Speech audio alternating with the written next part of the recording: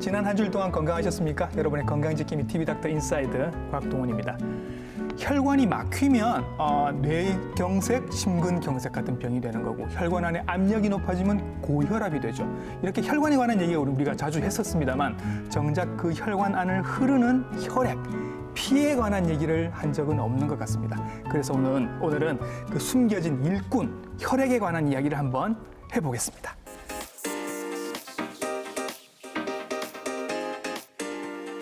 고대부터 피는 생명을 의미했습니다. 살아있다는 건 피가 흐르고 있다는 뜻이죠. 이 피가 우리 몸을 한 바퀴 도는 데는 불과 30초밖에 걸리지 않습니다. 생명의 신비, 이 피 속에서는 어떤 일들이 벌어지고 있을까요? 오늘 자세하게 알아보도록 하겠습니다. 친절한 오늘의 닥터는 바로 이분입니다.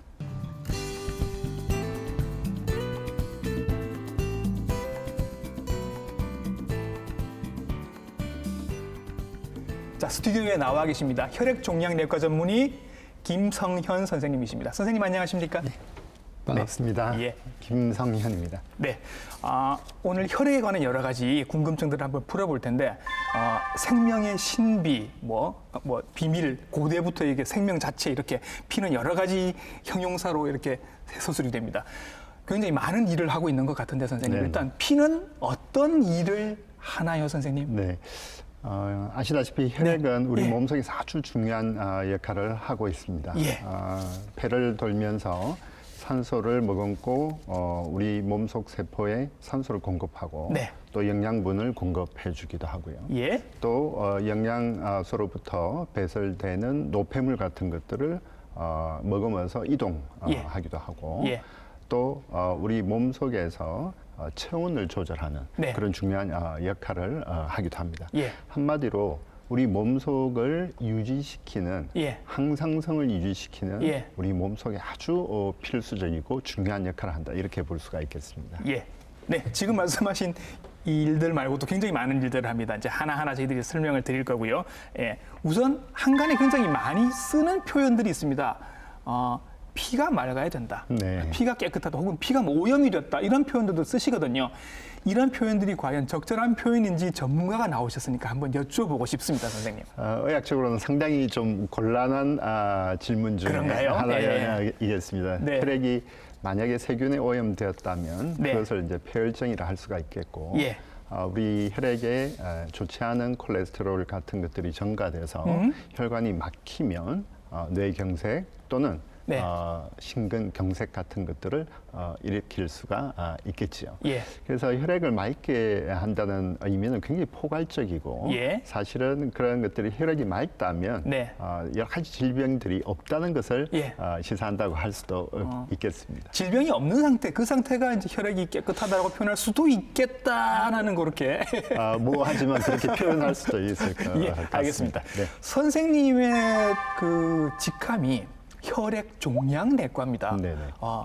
어떤 일을 하시는지도 좀 궁금합니다. 네, 일반인들이 보시기에 혈액종양내과는 혈액내과와 종양내과 그 두 가지가 네. 합쳐져 있는 내과의 한 분과가 되겠습니다. 예.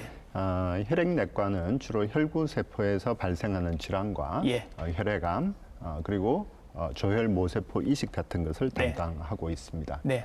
종양내과는 네.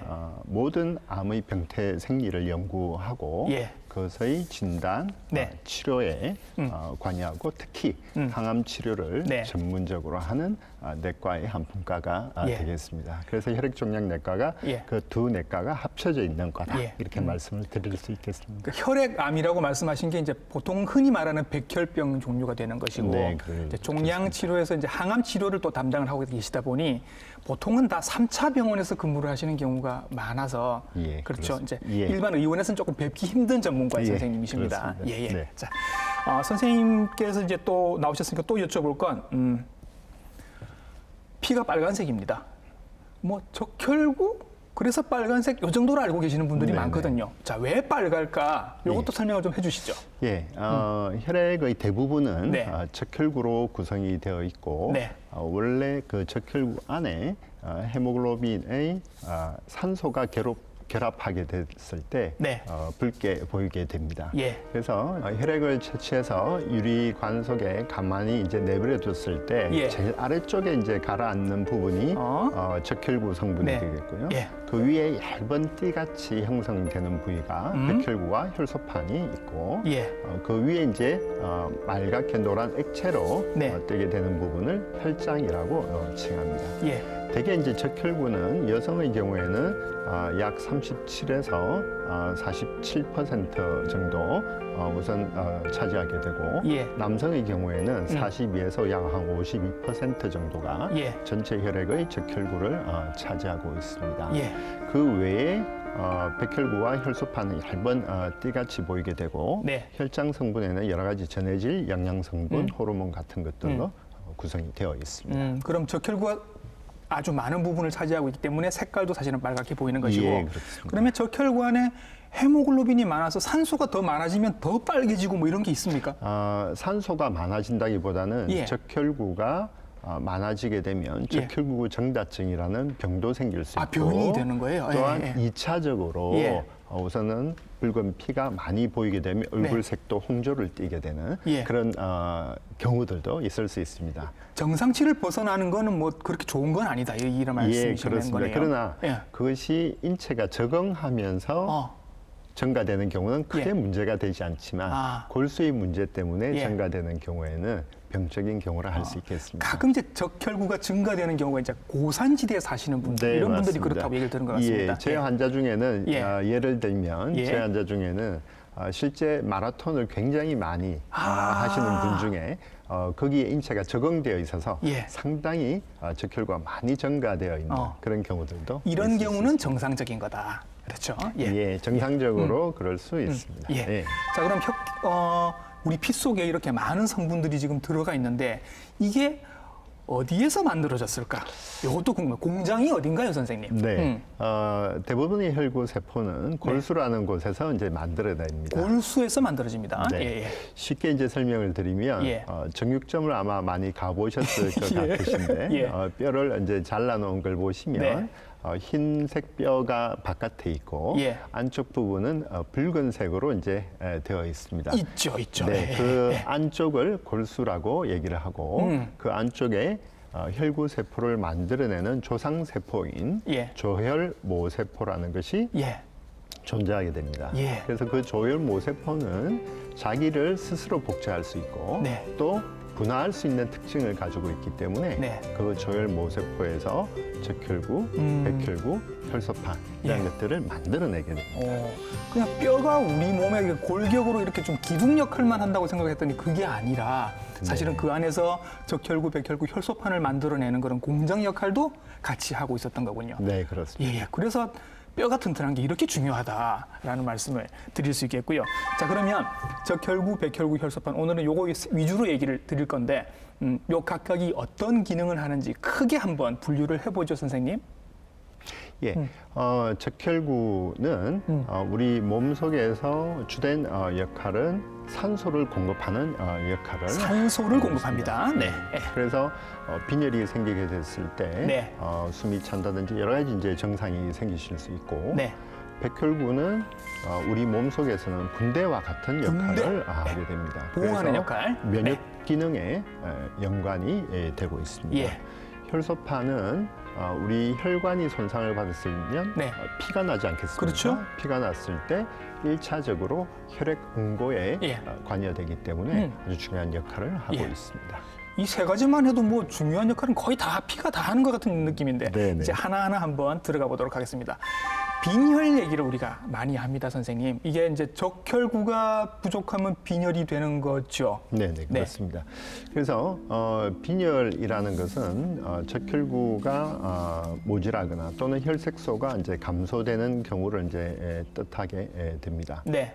그래서 이제 빈혈이라는 건 이제 적혈구가 모자라고 그러면 그만큼 산소가 안 가게 된다. 예. 그렇게 이해를 하면 되겠죠. 그렇습니다. 그러면서 여러 가지 이제 증상이 생길 수 있습니다. 예, 예, 예. 그래서 이제 산소가 덜 가게 됐을 때 제일 쉽게 생각할 수 있는 것들은 호흡곤란 같은 것들. 숨을 못 쉬는 거니까. 예, 그래서 그죠? 예, 예. 6개월 올라가면 숨이 어. 찬다든지, 어. 등산을 하면 숨이 찬다든지, 예. 가만히 있어도 어지럽다든지, 네. 두통이 생긴다든지, 예. 무기력하다든지, 예. 입맛이 없다든지 이런 것들도 다 빈혈의 증상이 될 수 있겠습니다. 지금 말씀하신 건 사실 컨디션 안 좋을 때 우리가 늘 얘기하는 모든 증상이 다 들어가 있는데, 근데 흔히 알고 계시는 거는 어지러우면 빈혈 이렇게 알고 계신 분들이 굉장히 많단 말이죠. 그건 말씀하신 것 중에 있긴 있었습니다. 어지러움이. 네. 근데 살짝 지나갔거든요. 예, 예. 그 어지러움증은 일반 환자분들께서 호소를 하실 때 빈혈만이 어지러움을 야기하는 것은 아닙니다. 예. 그래서 빈혈도 어지러움증의 원인이 될 수 있지만 네. 중추신경계의 질환, 어. 부정맥, 뇌이, 즉 귀의 이상 때문에 그렇죠. 어지러움증을 야기할 수 있기 때문에 예. 어지러움증이 있을 때는 예. 반드시 의사분의 네. 진료를 받고 예. 검사를 해보시는 것이 좋을 듯합니다. 예. 언젠가 저희가 이제 어지러움에 대해서도 한번 다루긴 할 텐데, 일단 가장 흔한 거는 뇌 귀 안쪽에 있는 그 평형기관의 문제인 경우가 많고, 네, 빈혈이 원인이 되는 경우는 아주 소수다라는 말씀을 일단 드리겠습니다. 제가 이제 환자분들을 뵀을 때 빈혈 환자가 오셨을 때 네네. 그분들이 주로 얘기하시는 건 어지러움보다는 보통 피곤하다가 굉장히 많았거든요. 예, 맞습니다. 그래서 예. 어지러움하고 빈혈은 이렇게 짝이 잘 안 맞는 증상이니까 그렇게 알고 계시면 될 것 같습니다.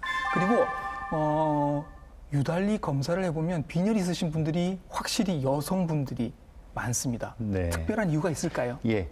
잘 아시다시피 예. 가임기 여성에서는 예. 생리가 있습니다. 그러므로서 매달 이렇게 조금씩 출혈이 있으시니까. 네, 그렇습니다. 그래서 만성적인 예. 실혈이 일어나기 때문에 예. 우리 몸 속에서 철분이 자꾸 빠져나가게 되고 예. 그로 인해서 철결핍 빈혈의 빈도가 예. 굉장히 많고 예. 그것이 가장 흔한 빈혈이 되겠습니다. 예. 그래서 전 세계적으로 가임기 여성의 3분의 1 정도는 예. 정도의 차이는 있지만 철결핍 빈혈을 가지고 있다고 보고되어 있습니다. 그렇게 많이 빈혈이 있으시단 말인 거죠. 네, 그렇습니다. 그러면 어떡할까요, 선생님? 이 여성분들에게 고기를 좀 먹여야 되나요? 뭐 어떻게 해야 되나요, 선생님? 꼭 그렇지는 않습니다. 예. 지금 현재는 정상적인 식생활 습관을 가지게 된다면 예. 큰 문제는 없으시지만 예. 요즘은 다 건강 검진이나 이런 것들을 하기 때문에 예. 여성의 경우에는 히모글로빈 수치가 네. 12g/dL 이하가 되면 네. 빈혈이기 때문에 네. 그때는 반드시 빈혈이고 있다 하더라도 반드시 정상이 있는 것이 아니라서 네. 병원을 찾기가 꺼려 하시지만 네. 그때는 반드시 병원을 찾아주시는 게 바람직합니다. 이런 경우는 저도 가끔 이렇게 환자분들이랑 이렇게 피검사를 했는데 12부터 정상입니다. 12, 13, 14 다 괜찮은데 11.5가 나왔어요, 선생님. 네. 여성분인데 네. 물론 가임기 여성이고 생리도 하십니다. 그럼 11.5 정도가 되면 이분들은 철분제제를 드셔야 될까요? 예, 드셔야 되는 게 맞습니다. 아, 그래요? 예, 예. 그래서 우리 인체 내에서는 저장철분이라는 것이 있고 네. 그 저장철분이 결핍이 되어 있는 상태이기 때문에 예. 반드시 치료를 해줘야 되는 기준에 들어가는 것이 맞습니다. 예. 그리고 철분제를 또 한번 드시기 시작하면 조금 오래 드셔야죠. 네, 철분제 같은 경우에는 예. 아까 말씀드린 대로 여성 같은 경우에는 네. 폐경이 되어야 생리가 멈추겠죠. 그렇죠. 그래서 일부 환자들 같은 경우에는 어떤 원인이 해결이 되면 예를 들면 자궁 내막 증식증이 있었다든지 자궁 건종이 있었다든지 해서 네. 그것을 치료하고 나서 빈혈이 개선되는 경우들도 있지만 네. 많은 수의 경우에는 폐경이 될 때까지 철분제를 유지해 줘야 되는 그런 경우들도 발생할 수 있겠습니다. 그렇군요. 이게 여성으로서의 뭐 그렇습니다. 이런 생리적인 어떤 수 없는 문제들이라 맞습니다. 예, 좀 그렇습니다. 오래 드셔야 되는 경우도 있다라는 말씀을 드리겠습니다. 또 한 가지 뉴스에 그런 얘기도 있었습니다. 빈혈이 평소에 있으신 분은 치매가 올 확률도 높아진다라는 얘기가 있었습니다. 이게 제가 잘 이해가 안 되거든요. 예, 아까 말씀드린 대로 적혈구의 중요한 기능은 산소를 공급하는 기능입니다. 그렇죠. 세포에. 그래서 뇌 세포에 만성적인 빈혈이 있을 때 산소가 공급이 되지 않기 때문에 네. 뇌 세포의 기능이 떨어지는 것으로 알려져 있고 예. 많은 연구 결과들에서 만성 빈혈과 치매와 예. 연관성이 있다고 보고가 되고 있습니다. 결국 뇌가 산소에 굉장히 예민한 장기인데 산소를 제대로 공급을 받지 못하다 보니 치매가 조금 빨리 올 수도 있는 것 같다. 네, 그렇습니다. 그래서라도 빈혈은 꼭 치료를 하셔야 될 것 같습니다. 네, 자, 적혈구가 부족할 때 생기는 빈혈에 대해서 이제 알아봤고요. 이제는 백혈구에 대해서 한번 알아보도록 하겠습니다. 우리 몸을 방어하는 군대 역할을 한다고 말씀을 해주셨는데 이 백혈구가 많아지면 군대가 강해지는 거 아닌가라는 생각이 들 텐데 많아져도 병이 된다고 합니다. 선생님, 어떤 경우인가요? 예. 예. 백혈구가 많아지는 가장 흔한 경우는 예. 아까 말씀하신 대로 적군이 침입하였을 때, 즉 군대가 예. 많이 증강되어야 될 때가 가장 흔하게 백혈구가 증가될 수 있습니다. 그때는 정상적으로 증가가 돼야죠. 예, 맞습니다. 네네. 그것은 정상적인 반응입니다. 예. 그러나 백혈구에 병이 생겼을 때 예. 비정상적으로 많이 올라가는 경우가 있을 수 있겠습니다. 예. 그래서 그때는 병이 되겠지요. 예. 그러니까 사실은 우리가 암이라고 얘기하는 것도 정상적이지 않은 세포가 막 자라나는 걸 우리가 암이라고 부르니까 네, 그렇습니다. 백혈구도 마찬가지로 정상적이지 않은 백혈구가 막 자라나면 그게 이제 백혈병이 되는 거죠. 예, 그렇습니다. 그래서 이제 백혈병이라고 이제 우리가 명칭을 하게 된 이유는 네. 아까 말씀드린 대로 혈액을 유리관에 가만히 내버려 뒀는데 네. 백혈구 수치가 너무 많이 증가가 되어서 예. 실제 흰색 부분이 너무 많았기 때문에 예. 백혈병이라는 피가 휘다는 예. 의미로 백혈병이라는 병명이 붙었습니다. 예, 그러면 이 정상적이지 않은 백혈구가 많아지면 선생님 어떤 증상이 생기게 되나요? 예, 백혈병의 가장 백혈구가 많이 이제 증가되었을 때 예. 면역 세포에 이상이 있기 때문에 예. 감염증이 가장 큰 문제가 되겠습니다. 군대가 군대 역할을 제대로 못하니까. 네, 그렇습니다. 그래서 우리 인체는 세균과 공생관계 또 이런 공기 중에도 많은 네. 세균들 요즘 최근에 코로나 바이러스 때문에 네, 네. 이 공기 중에 여러 가지 이제 세균에 대해서도 우선 관심이 많은데 네. 그런 것들이 쉽게 침입하고 그럼으로써 우리 몸속에 감염증을 일으켜서 네. 발열 증상이 가장 흔하게 올 수가 있고 예. 발열뿐만 아니라 그것이 폐렴으로 이어진다든지 또는 폐혈증 소견이 있다든지 네. 그런 소견으로 올 수가 있겠습니다. 예.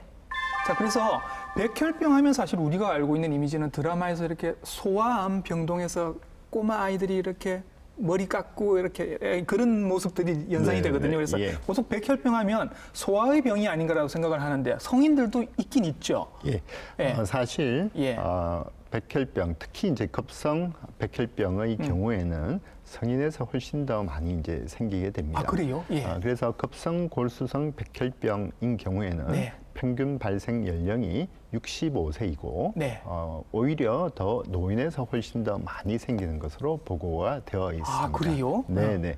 그래서 성인에서 생기는 급성 백혈병의 경우에는 네. 급성 골수성 백혈병이 약 80%, 네. 급성 림프구성 백혈병이 약 20%를 차지하는 반면에 예. 소아에서는 급성 림프구성 백혈병이 약 80%, 예. 급성 골수구성 백혈병이 약 20% 정도를 차지한다고 할 수 있고 예. 소아에서 발생하는 급성 백혈병의 경우에는 비교적 예후가 항암 네. 치료만으로도 예후가 양호한 편에 들어가고 있습니다. 근데 선생님 말씀을 지금 방금 안 하신 게 있습니다. 소아의 백혈병은 경과가 좋다. 네, 성인의 그렇습니다. 백혈병은요? 성인의 경우에는 말씀드린 대로 예. 노인에서 훨씬 더 많이 발생하기 때문에 예. 아무래도 소아보다는 성적이 굉장히 많이 떨어지는 경향을 그래요? 많이 보이고 있습니다. 그런데 아무래도, 그런 성인의 백혈병이 65세 이후에도 생길 가능성이 있다. 65세 이후가 훨씬 더 많이 그래요? 발생하고 평균 연령이 65세이기 예. 때문에 예. 일반인들이 알고 있는 빈도와는 좀 다르다 이렇게 말씀드릴 수가 있겠습니다. 조금 이 말씀 들으시면서 조금 이렇게 무서우셨을 수도 있는데 나도 그럼 백혈병이 걸릴 수 있다는 말인가? 이 나이 돼서도 그런 생각이 드실 수 있는데 이분들이 제가 몇 분 얘기를 들어보면 그전에는 전혀 몰랐다. 근데 어느 날 심지어는 한 달 전에 건강검진을 했는데도 아무 문제가 없었다. 네, 근데 이번 달에 갑자기 뭔가 이상해서 검사를 했더니 백혈병이라고 하더라. 이럴 수도 있느냐? 그러면 검진이 엉터리 아니냐? 이런 말씀을 하시더란 말이죠. 네, 그래서 예. 충분히 환자들 입장에서는 그렇게 말씀하실 수가 있습니다. 예. 그러나 앞서도 말씀드린 대로 혈구 세포 중에 백혈구라는 것은 만들어내지고 3일 되는 데까지는 네. 시간이 굉장히 짧습니다. 보통 하루 내지 이틀밖에는 되지가 않습니다. 아, 그래요? 예, 예. 적혈구의 경우에는 약 3개월 정도의 수명을 가지지만 예. 백혈구는 하루 내지 이틀밖에 되지 않기 때문에 예. 며칠 전에 검사했다고 해서 네. 그 검사가 동일하게 나오지 않기 때문에 예. 일주일 전에는 괜찮았어도 음. 다시 백혈병이 발생을 할 가능성이 얼마든지 있다고 할 수 있겠습니다. 아, 또 얘기 듣고 나니까 더 무서워지는데 그냥 네. 안 걸렸으면 좋겠다 이런 병은 네. 그런 생각이 듭니다. 그러면 이제 비정상적인 백혈구가 많아지는 게 백혈병이라고 말씀드렸습니다. 그러면 백혈구 자체가 줄어들면 무슨 일이 생길까요, 선생님? 예. 음. 앞서도 말씀드린 대로 예. 백혈구는 인체의 방어 능력, 즉 면역 반응에 관계가 되어 있습니다. 예. 따라서 백혈구가 기능이 없이 증가되는 백혈병과 마찬가지로 예. 그것이 감소하게 됐을 때도 면역 부전 현상, 즉 방어력이 떨어지기 때문에 감염증이 쉽게 발생할 수 있고 예. 폐혈증의 위험이 증가한다고 할 수가 있겠습니다. 예. 주변에서 우리가 그런 경우는 어떤 경우들이 있을 수 있을까요? 주로 이제 어. 노인에서 발생을 하는 경우에는 골수에서 혈액을 만들어내기는 하지만 예. 그것이 비정상적이고 비효율적으로 만들어내는 예. 골수 형성 이상 증후군이라는 것이 있고 예. 또 혈액이 거의 조혈모세포가 소실되는 네. 재생불량성 빈혈이라 일컫는 예. 골수 부전 증후군이 예. 대표적이라 할 수가 있겠습니다. 예. 또 이제 백혈구가 떨어지는 경우는 여러 가지 경우가 예. 있을 수 있습니다. 여러 가지 바이러스 질환이라든지 예. 약제라든지 예. 여러 가지 또 자가 면역 질환 이런 경우에들도 있을 수 있기 때문에 의사들은 감별을 해야 되겠습니다. 선생님, 왜 에이즈 같은 경우도 면역이 떨어져서 나중에는 결국 사망에 이르게 되지 예, 않나요? 동일한 현상이라고 볼 수 있게 그렇습니까? 되겠습니다. 에이즈 같은 경우에는 그 바이러스가 네. 특정 면역 세포를 공격함으로써 네. 그 면역이 떨어지지만 네. 아까 말씀하신 대로 백혈구가 전체적으로 모질았을 때도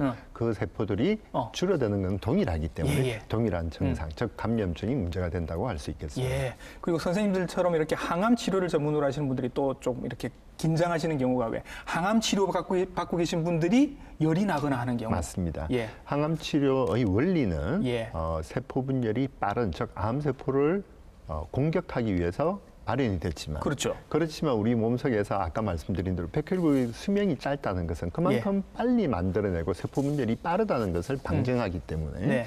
항암 치료에 굉장히 예민하게 반응하고 예. 손상을 많이 받게 되고 네. 또 많이 떨어지게 되면 예. 역시 감염증의 빈도가 예. 증가하기 때문에 예. 항암 치료로 인해서 합병증 중에 하나가 예. 백혈구가 떨어지면서 감염증이 생기는 경우라고 말씀드릴 수 있겠습니다. 예. 자, 이렇게 해서 백혈구는 비정상적으로 많아져도 문제가 되고 또 적어져도 문제가 될 수 있다. 정상치를 유지하는 것이 그만큼 중요하다라는 말씀을 드리고요.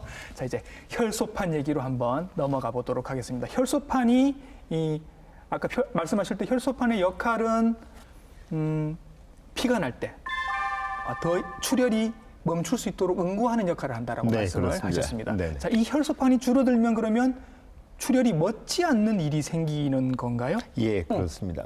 혈소판이라는 것은 우리 혈관이 손상을 받았을 때 1차적으로 예. 혈액을 응고시키는 역할을 하게 됩니다. 예. 따라서 이 수치가 5만 개 밑으로, 즉 5만 퍼 마이크로미터 미만으로 감소가 되게 되면 네. 인체는 출혈의 위험이 증가하는 것으로 알려져 있습니다. 정상 범위는 약 14만에서 36만 개가 정상 범위인데 예. 5만 미만으로 떨어지면 네. 그런 현상을 겪게 되고 예. 2만 미만으로 떨어졌을 때는 심각하게 자발출혈이라고 해서 저절로 피가 날 수 있는 예. 위험이 증가되고 따라서 뇌출혈이라든지 네. 또는 장출혈 같은 것들을 걱정을 해야 되는 수치가 되겠습니다. 아, 나도 모르게 출혈이 생길 수 있다. 예, 그렇습니다. 그런 것들이 이제 우리가 흔히 생활 속에서 볼 수 있는 증상들은 또 뭐가 있을까요? 대개는 이제 쉽게 멍이 드는 것이 이제 아, 문제가. 멍이 드는 거. 예, 아, 예. 양치질을 했는데 잇몸에서 피가 너무 자주 난다. 예. 또는 우리가 부엌에서 칼에 살짝 베었는데 예. 피가 잘 멈추지 않는다. 예. 또 제일 제일 흔하게는 하지 쪽에 많이 걷지도 않았는데 하지에 반점이 생긴다든지. 예. 그 반점이 사실은 출혈인 거죠. 네, 그렇습니다. 그렇죠. 정상 예. 출혈이라고 우리가 일컫게 되고, 예. 또한 뭐 부딪힌 적도 없는 것 같은데 네. 멍이 들어있다든지 이런 예. 증상이 가장 흔한 증상이 되겠습니다. 나도 모르게 멍이 자주 든다면 이것도 한번 혈소판 수치가 줄어든 게 아닌지 한번 볼 네, 필요가 그렇습니다. 있다라는 말씀이신 네, 거죠. 맞습니다. 그러면 이런 거는 어떻습니까? 별로 공부도 열심히 안 하는데 유난히 코피 자주 흘리는 사람이 있습니다. 예. 이런 경우도 의심을 해봐야 합니까? 네, 그렇습니다. 어릴 때 코피가 나는 것은 대개 혈관이 자라면서 좀 약하기 때문에 자주 날 수 있지만 예. 성인이 되었는데 코피가 자주 난다면 예. 한 번쯤은 혈액 검사를 받아보셔야 되고 혈소판 예. 수치를 체크해 보셔야 됩니다. 네. 또 이유 없이 자꾸 멍이 드는 경우에도 네. 또는 저절로 잇몸에서 피가 나는 경우도 검사 받으실 것을 추천드립니다. 예. 이렇게 검사를 해서 혈소판 감소증이 나오면 좀 슬플 것 같긴 한데, 근데 그러면 혈소판이 감소하는 원인도 선생님 있겠네요. 이게 왜 감소하는 겁니까? 예, 혈소판의 감소 원인은 여러 가지가 이제 있을 수 있습니다. 예. 첫 번째는 혈소판도 골수에서 만들어지기 때문에 예. 골수의 병이 있는 경우에도 혈소판이 떨어질 수가 있겠고 예. 또 여러 가지 혈소판에 대한 항체, 즉 면역 반응 때문에 네. 혈소판이 떨어지는 경우도 생길 수 있고 예. 여러 가지 약제 네. 또는 심한 감염증에도 혈소판이 감소가 될 수 있습니다. 예. 많은 원인들이 혈소판 감소를 일으키기 때문에 네. 의사들은 혈소판 감소증이 있을 때 네. 그런 원인들을 감별하기 위한 여러 가지 검사 병력을 청취하게 됩니다. 네. 자, 많은 여러 가지 이유들로 혈소판이 감소될 수 있다라고 말씀을 해주셨습니다. 그러면 뭐 어떤 분이 예를 들어서 나 평소에 좀 감기도 갑자기 좀 자주 걸리는 것 같고 피곤하고 멍도 좀 들고 해서 그냥 가던 병원에 의원에 이렇게 가봤더니 네네. 피 검사를 딱 해보더니 선생님 약간 큰 병원에 가서 검사를 좀 해보셔야 될 것 같아요. 이런 말씀을 들으신단 말이죠. 네네. 겁이 좀 납니다. 겁이 납니다. 그래서 가서 이제 선생님을 이렇게 뵈요. 네네. 그럼 선생님은 어떤 검사를 하십니까? 예, 그래서 기본적으로 하는 검사들은 적혈구수, 예. 혈소판수, 백혈구수가 어느 정도 되는지를 보게 되고 예. 그다음에 그 혈액을 뽑아서 네. 저희가 현미경을 볼 수 있도록 네. 조치를 해서 예. 현미경으로 관찰을 하는 검사들을 하게 현미경으로 됩니다. 선생님 뭘 보시는 거죠, 그러면? 예, 그 현미경으로 우리가 우주가 있듯이 예. 우리가 혈액이 그냥은 세포가 너무 작기 때문에 네. 보이지 않기 때문에 예. 현미경으로 적혈구의 모양이라든지 모양. 그다음에 백혈구의 모양, 네. 백혈구의 수, 혈소판의 모양, 수, 모양과 수 같은 것들을 쭉 전부 보게 됩니다. 예. 그런 것도 보시고 그다음에 약간 이름도 조금 무서운 검사, 골수 검사라는 게 있던데요, 선생님? 네, 그렇습니다. 그래서 혈구 세포가 만들어지는 기원이 예. 골수에 있는 조혈모 세포에서 만들어지기 때문에 예. 쉽게 말씀을 드리면 네. 불량품이 있을 때 예. 저희가 공장에 예. 실사를 나가는 거하고 동일하다고 할 수 있겠습니다. 예. 공장이 골수라고 했으니까 네, 그 그렇습니다. 공장 상태가 좋은지를 보는 거군요. 예, 그렇습니다. 그래서 골수 검사는 피부에 국소 마취를 하고 네. 또 골막에도 마취를 해서 네. 주사 바늘을 넣어서 네. 검체를 채취하는 방법이 되겠습니다. 따라서 그 골수 검사를 통해서 네. 공장에서 혈액을 제대로 만들어내고 있는지 또는 병적인 상태를 평가하게 되고 예. 또 그러한 여러 가지 세포들을 얻어서 예. 최근에는 염색체 검사라든지 예. 또는 분자 생물학적인 기법을 이용해서 네. 다양한 질환들을 예. 검사할 수가 있겠습니다. 예. 그래서 그런지 골수 검사로 검색을 하면 선생님 이게 연관 검색어로 조혈모 세포 이식이라는 용어가 네. 따라옵니다. 네. 이게 조금 어려운 용어 같은데 이게 워낙 요즘 많이 하고 있는 치료라서 이거 좀 알고 넘어가야 될 것 같아요, 선생님. 네, 일반인들이 예. 흔히 조혈모세포 이식이라기보다는 네. 과거에 골수 이식이라고 당연히 이제 그게 우선은- 그거군요. 예, 예, 그렇습니다. 예. 그래서 골수 엄밀하게 의미하면 예. 골수에 있는 조혈모세포를 이식하는 것이기 때문에 네. 최근에는 골수 이식이라는 단어를 쓰지 않고 네. 조혈모세포 이식이라는 단어를 쓰게 됩니다. 예. 그래서 조혈모세포 이식은 어떠한 경우에 자기의 조혈모세포든 네. 또는 다른 사람의 조혈모세포든 간에 네. 그 조혈모세포를 혈관으로 주입하는 것이지 옆에 환자를 놔둬놓고 뼈를 이식하는 것이 아니라 예. 그 조혈모세포를 혈관으로 주입을 하게 됐을 때 네. 조혈모세포는 골수로 찾아 들어가는 능력을 가지고 있습니다. 예. 귀화 능력 같은 것들을 가지고 있기 때문에 예. 그 원리를 이용해서 조혈모세포 이식을 시행하게 됩니다. 즉 혈관을 통해서 씨앗세포, 즉 조혈모세포를 주입하게 되는 것이 조혈모세포 이식이고 그 조혈모세포들이 이식된 이후에 네. 혈액을 점진적으로 네. 만들어내게 돼서 예. 회복되게 되는 것입니다. 아, 그러면 옛날처럼 골수에서 뽑아서 골수로 주는 게 아니라 그냥 헌혈하듯이 이렇게 피를 뽑아서. 예, 그렇습니다. 과거에는 예. 골수로부터 조혈모세포를 채취를 하였습니다. 그래서 예. 전신 마취도 하고 예, 예, 그랬지만 최근에는 그 빈도가 급격히 줄어들게 되었고 예. 최근에는 골수에 있는 조혈모세포를 네.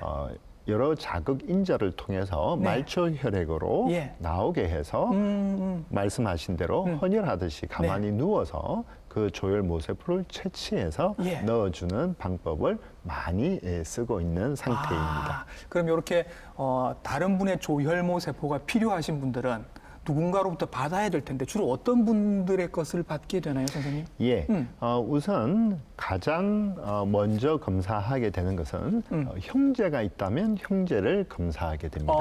조혈모세포 이식에 우리가 동종 이식이라는 것을 진행하기 위해서는 네. 사람 백혈구 항원이라는 것이 일치해야 하기 때문에 형제 간에 가장 먼저 예. 검사를 하게 되고 이제 거부 반응을 막기 위한 거죠. 네, 네네. 그렇습니다. 예. 형제 간에 검사를 해보고 예. 맞지 않으면 기증을 하겠다고 등록되어 있는 사람들이 있습니다. 아, 그래요? 예, 국가가 그 데이터베이스를 관리하고 있고 예. 거기서 맞지 않으면 예. 타인의 우선 사람 백혈구 항원과 맞춰보게 되고 예. 또 이식을 진행할 수도 있고 최근에는 우선 여러 가지 분만하면서 제대를 또 기증하는 그런 분들도 계시고 분만할 때 나오는 태반에 있는 그 네, 조혈모 그렇습니다. 세포. 예. 네네. 그래서 이제 거기도 데이터베이스화되어 있기 때문에 예. 같이 맞춰볼 수도 있고 예. 또 그런 데이터에서 맞지 않는다 하더라도 최근에는 그렇게 실망하실 필요가 없으신 게 예. 의학적인 발전이 많이 됨으로써 네. 최근에는 반일치, 즉 사람 백혈구 항원이 반만 일치하는 경우도 네. 이식 성적들이 굉장히 많이 좋아졌기 때문에 최근에는 공여자로 인한 이식이 불가능한 이런 상황은 거의 없다 이렇게 말씀드릴 수 있겠습니다. 정말 다행한 일인 것 같습니다. 그러니까 사실 간 이식, 뭐 이식이라고 하니까 간 이식, 콩팥 이식 이런 걸 생각을 하게 됐는데 그렇게 일이 크지도 않고 또 공여자들이 그렇게 이제 뭐 모자라지도 않다 이런 말씀을 하시는 것 같아서. 예.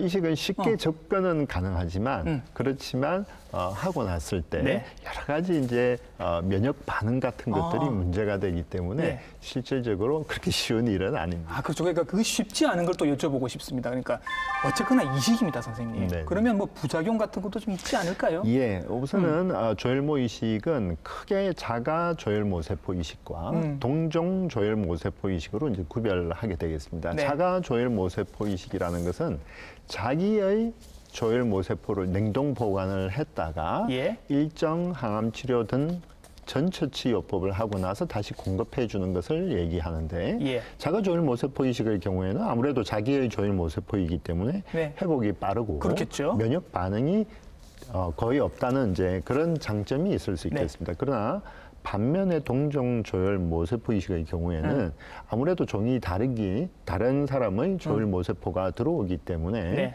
회복이 느리고 네. 또 면역 반응이 많이 생기기 때문에 예. 우선 그 면역 반응을 조절하기 위해서 면역 억제제를 일정 기간 복용해야 되는 네. 그런 여러 가지 문제들 예. 또 면역 반응이 예. 생기고 면역 회복이 또 느리기 때문에 여러 가지 감염의 위험이 증가한다고 할 수가 있겠습니다. 결국은 피를 만들어내는 골수의 기능이 많이 떨어져 있을 때는 이 공장을 새롭게 바꿔주는 방법밖에 네, 없는데 그렇습니다. 예, 그게 예. 이제 골수 이식이 되는 거고 지금은 조혈모 세포 이식이라는 종류로 이름이 바뀌었다. 네, 그리고 그렇습니다. 이제 요거는 공여자들도 이제 뭐 본인 게 아니라도 가족 거라도 이제 요즘은 그 기술이 발달해서 네, 네. 잘 할 수 있다 이렇게 말씀을 해주시네요. 예, 검사를 해보고 네.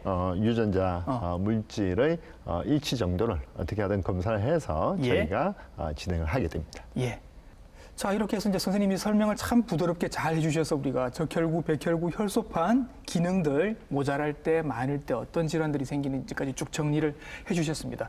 지금 방송을 보시는 분들은 사실은 뭐 별 문제가 없으신 분들이 대부분인데 이런 분들 중에서도 오늘 저희들이 말씀드린 여러 가지 상황들 조금 걱정하셔야 될 부분이 있다고 하면 네. 어떤 경우들을 조심을 하셔야 될까요? 그래서 이제 대부분 혈액내과로 의뢰가 되는 경우에는 네. 일반적으로 다른 병원을 거쳐서 오는 경우가 예. 대부분입니다. 그러나 예. 건강검진들 요즘 많이 하시기 때문에 네. 검진에서 적혈구 수가 이상하다든지 네. 또는 백혈구 수가 이상하다 또는 혈소판 수가 뭐 떨어져 있다 올라가 있다 이런 경우에는 혈액내과를 반드시 찾아주셔야 되고 예.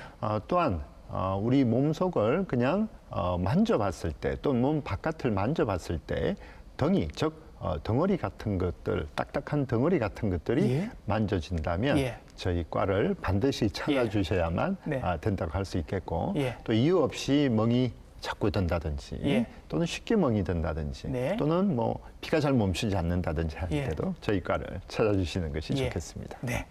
저도 참 궁금한 점들이 많았습니다. 우리 혈액 안에는 어떤 성분들이 있고 그 성분들이 어떤 기능을 할까, 어떤 병들이 생길까 오늘 자세하게 그리고 쉽고 친절하게 설명을 해주셨습니다. 혈액 종양내과 전문의 김성현 선생님과 함께했습니다. 선생님 오늘 수고 많으셨습니다. 예, 감사합니다. 네. 단순하게 얘기해서 피를 맑게 만들 수 있는 방법이 있을까요? 혈액 속에 기름기가 적어지고 산소량이 많아지면 될 것 같은데 그러자면 체중을 조절하시고 운동을 많이 하셔서 산소 공급량이 많아지면 되겠습니다. 뻔하지만 당연한 얘기죠. 오늘 보신 방송은 부산 MBC 홈페이지 그리고 유튜브 채널을 통해서 다시 보실 수 있습니다. TV닥터 인사이드 다음 주에도 좋은 정보로 인사드리겠습니다. 감사합니다.